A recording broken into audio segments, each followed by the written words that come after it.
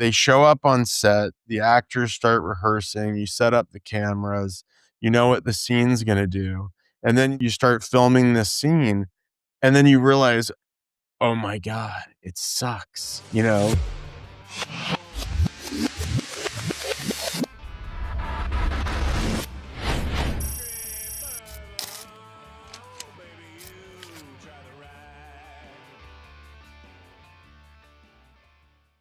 Folks, today is a very special day.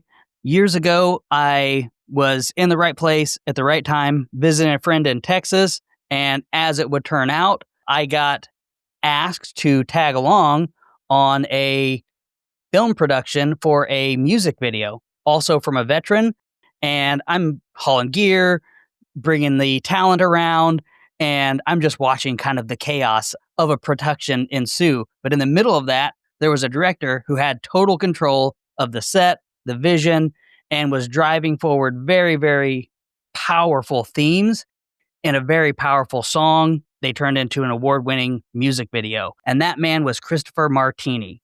Fast forward to today, and he's taking on some of the biggest political subjects in the world. And we're going to talk about art. We're going to talk about some of his work. And we're going to talk about the courage that it takes for standing alone in an environment where you're kind of moving most of the time against the grain. Thank you so much for taking the time to be on the call, Mr. Martini. How you doing today? Great to be speaking to you again, Brent. It's been a while since I've heard your voice, so glad to be here. Yeah, I had a blast working on that set. I was still kind of in the middle of some of my treatment protocols. I was a little bit outside of myself. I wasn't my normal me. So I'm so grateful that even with that going on, we've still were able to connect, have a good relationship, and continue into like a really good friendship. So thank you so much.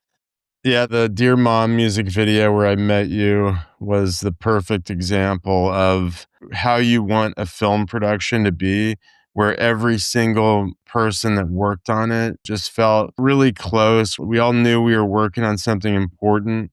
And, you know, when you finish a job, you should feel like your family's splitting up. It should be a sad thing. Like, that's a sign of a really good team. And this is what I love about doing veteran projects is that you always get like-minded people. And I tend to do post-deployment stories. So, you know, it's always about really important emotional subjects and just brings really good people to the table. You were one of them. I'm like, it was so awesome to have you on that and have your help and become friends. And so I'm really thankful for that. Absolutely. Likewise. And Shannon Book, just what a great guy to work with.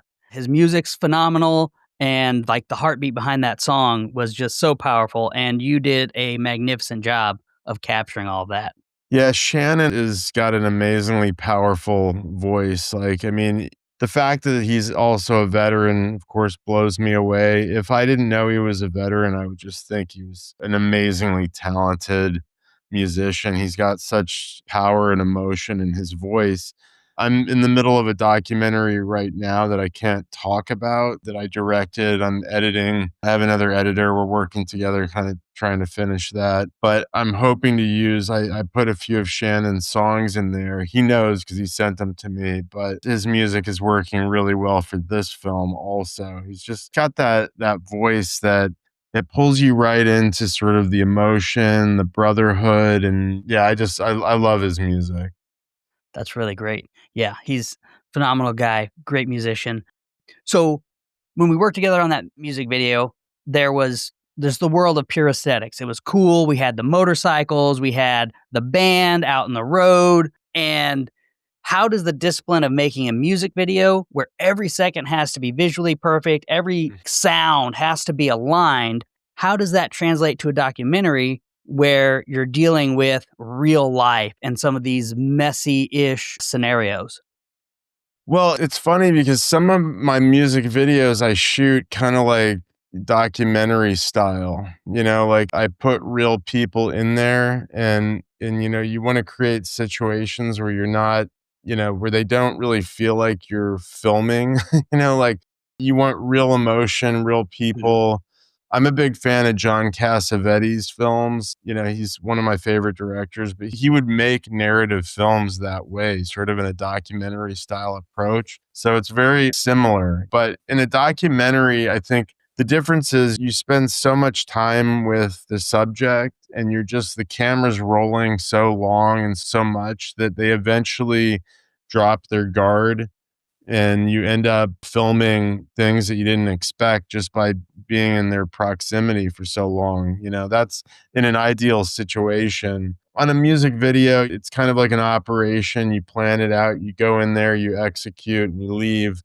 Sometimes you're creating narrative scenes. So it's a little different. I love doing music videos. It's actually less stress because on a narrative film, you're under more of a time crunch. Like on a feature film, you have 3 months or however. I shot Trooper, which we could talk about, in 14 days, which was insane. A 2 hour, Wow. 93-minute movie. But a music video might be 3 days, but the difference is you're not shooting sync sound. That's a huge difference with a music video is you're not filming dialogue, so you can't get interrupted by sound issues and that kind of thing. So, and mostly you're filming stuff that can sort of fit abstractly, if you want, on top of the music. So there's not a lot of pressure. You can overshoot, sure, but most of the time you can juggle those pieces of film around to make it work with the performance. You're essentially shooting a performance, and then if you wish, images to go on top of that. So there's a lot of flexibility, there's a lot of creativity involved, and I really enjoy it. With the documentary, you're always thinking about, wow, I have hours and hours and hours of footage. It's really made in the editing room. So you're shooting more to create more options for you later. So the filming is actually not so bad. Narrative filmmaking is when it gets stressful because there's a lot of people getting paid. There's actors. You're probably doing it under a union scale project, that kind of thing. So there's a lot of money involved. If you don't stay on schedule, it can really get out of control. So, but I actually live for that stress, so it's a good thing. Nice. Yeah, you like the just having those deadlines, being under the gun, if you will, and like, hey, you've got to perform, you've got to be on, and that puts you right in your flow space in your zone. There's a lot of improv when it comes to filmmaking because anything could happen. You could lose an actor, lose a location, just a crew member could quit on you. Anything could happen that could kind of throw off the balance of everything. You have to think on the spot. Like when a scene's not working, this is like when most people who haven't directed before, they freeze up. They show up on set, the actors start rehearsing, you set up the cameras, you know what the scene's going to do. And then you start filming this scene, and then you realize, oh my God, it sucks, or something like that happens. That's when it's your job to find something amazing out of that. Even if you have to throw out the script and completely improvise on the spot, there's actually a lot of adrenaline and there's a thrill involved. I'm also going to be teaching veterans filmmaking on my film school. I'm creating my own film course, ChristopherMartini.com. And it's going to involve a lot of teaching veterans how to tell their stories because there's similar parallels between sort of the mission and the adrenaline. And that's why I think veterans are so well suited to filmmaking. That's awesome. That is really excited. I've been keeping my eye out for that. I'm really excited about that program that you've been putting together. I know you've poured a lot of work into it. And I also got to do an interview with Dakota Wortman, and he's super stoked on it as well. Very talented guy. Yeah, Yeah, he's just like you are. I consider you part of my team, and he is also, so he's a very fantastic. talented filmmaker. Yeah, he's great. As you were talking about how you put in those documentary style type things with your music videos, which we definitely saw in Dear Mom. We had the Gold Star families that were there. They did interview pieces. Those things were kind of overlaid, like you said. And would you mind telling us a little bit about Trooper? How does that fall on that spectrum in terms of documentary style versus more narrative? So Trooper was my first feature film. I wrote a film about a returning Iraq war veteran, who has sort of physical issues going on from combat and also mental issues, psychological issues. His dad's a Vietnam vet. He's played by my brother Max Martini, is still deployed. It's really a father-son story about two veterans helping each other. It was my first script. It was inspired by I had edited a documentary on Gulf War veterans, and that's when I really fell in love with the military and telling the veteran story. I couldn't believe that we were treating our veterans so badly when they came home. And so it became my mission to kind of stay on the subject and build sort of a body of work. So, anyways, that led to Trooper. I wrote the script, in 3 weeks, I think. And after editing that documentary, it was kind of my research for it. So I had so much material in my head and I just locked myself in my apartment. I didn't have kids, so I was able to, spend 3 weeks and do nothing but writing. And the product was Trooper, and it placed in a script competition in Italy, surprisingly enough, because it was a very American story. And I think it won a script award. And, I was like, wow, okay, so this must be pretty good. I was editing, I think, National Lampoon movies at the time, and they were late in paying me. So I had like 5 checks or something piling up. So what happened is like they paid me all at once. And I had like a huge chunk of money, and I was like, I'm going to make my first feature. I'm just going to do it now. And then I sent it to my brother and I was like, do you want to play this guy? And a lot of people weren't kind of seeing the film. Like, I wanted to do a really dark film. I wasn't really afraid of going there and getting really dark with it. And, so a lot of people were telling me, don't do that. It's not Hollywood enough. And so I ended up playing the part. I knew the lines, but I wouldn't recommend anyone do that. Acting and directing at the same time is not, it'll drive you crazy. It's very difficult. I was also producing and doing everything, but Wow. I did it, and it ended up being a good film because we had a screening at the Actors Studio in New York, which is very prestigious. I think like Pacino went there, Eli Wallach, and Eli Wallach's daughter was in the audience watching. And this is like a liberal audience, not your typical military audience. And they loved the movie. So I was like, wow, we really have something. So I went and I screened it in Florida for veterans. Now, this was my first screening. And I mean, honestly, this was the people that I really cared about. If they thought it sucked, then I would be destroyed, because this was about veterans and it was overwhelmingly positive. Same response. And so I was like, wow, okay, so the left really likes it. And then the conservative kind of military audience really likes it. So ended up a really good film. Sundance, we almost got into Sundance. We almost got into Tribeca. I was devastated because they said, we might take this film if you can clear the rights to the Bob Dylan and Bruce Springsteen songs, which we did. We got permission from Dylan and Springsteen, who had never given a song for free ever. So it was like unheard of. Like, they don't license their music for less than $1 million per song, Doesn't matter who you are. And they each gave us a song for free. So we went back to Sundance and Tribeca and we're like, hey, we got the music. Are we in? Then we weren't in, and so this was actually marks a major turning point in my political life because I almost felt like, okay, here's a movie that is not pro-war, it's not anti-war, it's pro-military, okay? You're saying you love it and it's almost getting in. So, okay, so why isn't it getting in? And I walked away from that, with that kind of realization that this movie is just slightly more patriotic than they wanted.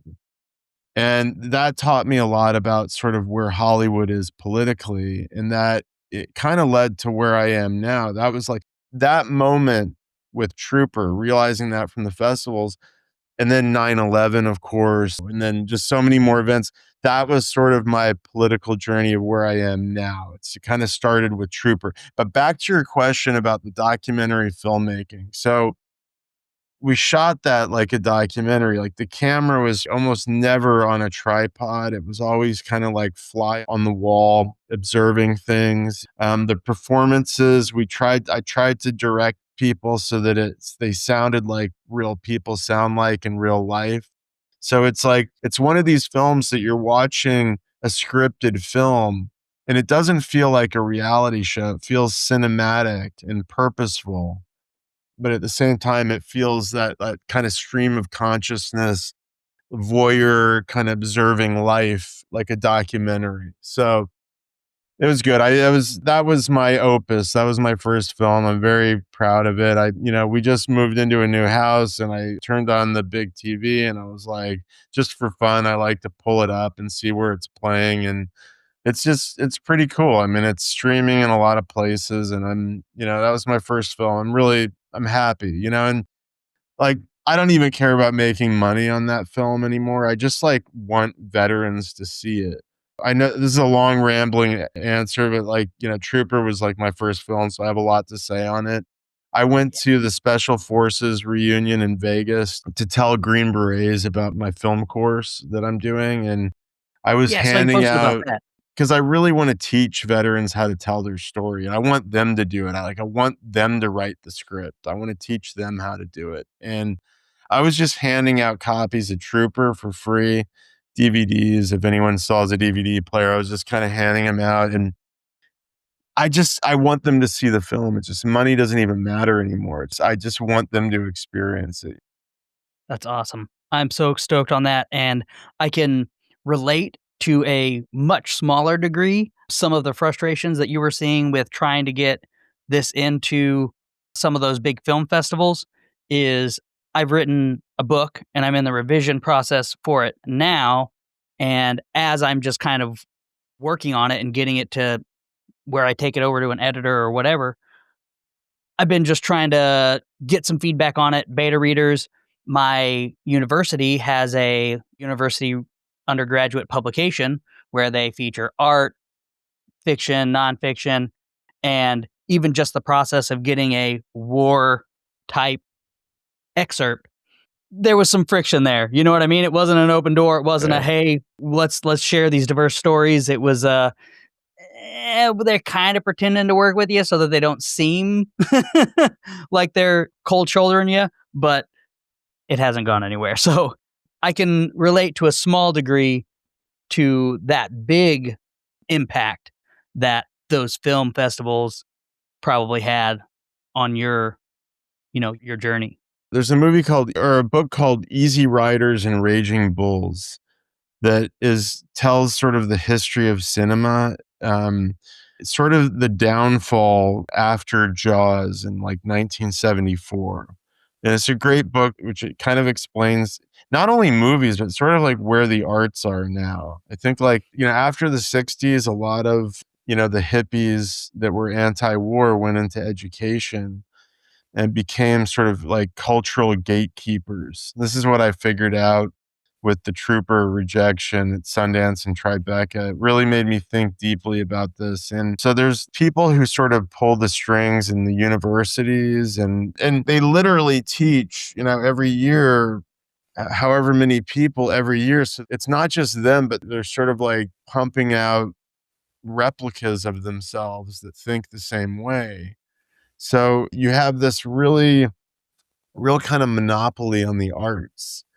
But it wasn't like that in the 50s, early 60s, 40s, I mean, look at the films of like Frank Capra, like one of the greats in cinema who, he was making pro-US military films. I mean, most people were like God-fearing, patriotic. It only happened after kind of Vietnam. And I think you're experiencing it there with your book. I experienced that same kind of sort of censorship with my movies. And so I think today we're in a really interesting time because it's really hard for me to get upset when PBS is defunded because or when the Kennedy Center changes hands or something like that, because I just know that there's like a monopoly on the arts and they're not giving the rest of the country a chance to express themselves. It's not what this country stands for. but there's really promising things coming out, like Angel Studios. I don't watch a lot of their films because sometimes I don't want to know what other people are doing, but I can see from the trailers that they're really well crafted, like, and they're getting bigger and bigger actors involved, and they get write-ups in Variety and Hollywood Reporter. So like people are taking them seriously. I think conservatives can really make a comeback in the arts and change the cultural landscape of the country if we are able to teach other conservatives how to make art the right way, to teach the craft. And, because Angel Studios does it perfectly, but you have a lot of conservative filmmakers that don't really have that artistic sensibility. So they're making content that can't even come close to competing with Hollywood. Once we can actually do it as good as the left, I guess, then we're going to be changing the cultural landscape of the country, if that makes any sense. Yeah, absolutely. So we'll just kind of pull on that thread a little bit more. So, Trooper, we've kind of talked about it. It got that great love from Bruce Springsteen and Bob Dylan, who donated that music, allowed you to, license it without the extreme royalties. That kind of moved you along. So, you've got the Hollywood resume, you've got the connections, you've got the talent, you've got that X factor. What was the moment that you realized that you were willing to risk that resume and tell stories that 99% of your peers are afraid to touch? Wow. Okay. Well, that's the winning question. Okay. So I was in Canada. I was working in Canada when 9/11 happened. And Wow. that's when, like, right when 9/11 happened, I packed up my stuff. I was making so much money in Vancouver. I was in Canada, 9/11 hit, and I wanted to be back in New York. I wanted to be back in the United States. And I sensed something weird going on in Canada, especially, And so I wanted, just with the whole mindset around 9/11, it was odd. So I wanted to come home. I drove across the country. I got to see how beautiful the country was. I fell in love with America again. I camped sometimes by myself in like national parks, and I fell in love with this country again. I'll never forget, I drove across the Brooklyn Bridge, and this was after 9/11, in my Ford Bronco, and I was like, "I just drove across the country and I'm back." I remember what I wanted. I wanted to help change the country. I wanted there to be sort of like an American Renaissance. That never happened, but that was sort of 9/11 was the beginning of, like, my political awakening. Then sort of figuring out the veterans were a window into that. You guys were a window into that, because by seeing how they treat you and their views on war and this and that, I was able to learn a lot about where I stood politically. And reminded me a lot of my grandfather, who was a World War II veteran. So, Trooper, falling in love with the veterans and then being rejected by, these big top festivals that would have changed my life and my career. It taught me just sort of the apathy of the American public, just that people mostly aren't thankful for this freedom that we have. And there's some people that would roll their eyes at what I just said, but if you truly don't have freedom, then you know it when you have it. And I wasn't vocal, and I didn't even know who I was politically. And this is the Trump effect. I don't consider myself MAGA. I'm a Republican, but the only way I can describe it is like he's taking you through the forest and he picks up this dirty, rotten log and he just shows you all the worms and termites underneath. I think that's what he did. That's what he did for me. It was through him that I could see all the ugliness and the resentment towards hardworking Americans, veterans, people that live in rural America in the middle. These are the people that I love. And, but they're really not loved, by the people in the big cities. Animosity towards real Americans, in my opinion. And that's what sort of Trump did, and it's just like, hey, I'm not like these people. I love these people in the middle of the country. I love my veterans and my veterans. I mean, but I feel like I've earned the right to say that now because I feel part of you. I'll never be you guys, but I feel like part of the community now. He got the wheels turning, but it wasn't until like 2019 COVID, George Floyd riots, that kind of thing, just sitting in a living room watching cities burn and just all the nonsense. And I think that was the moment that people in this country just started vocalizing all the nonsense that they believed. And I couldn't believe I was hearing and seeing what I was seeing. And it just everything happens for a reason. I made a decision. I did a post on Facebook and it was the first time I said, I'm a conservative. There, I said it.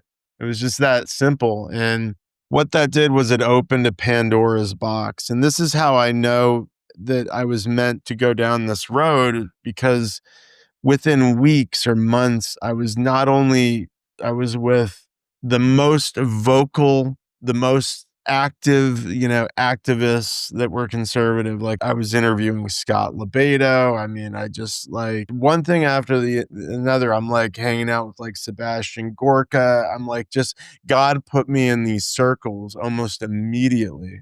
And then I'm making this movie about Scott LeBedo, and then it's in 1,000 theaters across the country, and it's getting 98% on Rotten Tomatoes. Hollywood is actively trying to get rid of us from the movie theaters. I mean, like, we're selling out theaters, and then the next day it's gone. So like somebody made a call, said get rid of it. And then I'm at Mar-a-Lago screening it. Trump's there. I'm like, and then I would never know that like 4 months later I would be there screening it, another movie at Mar-a-Lago, the documentary on Trump.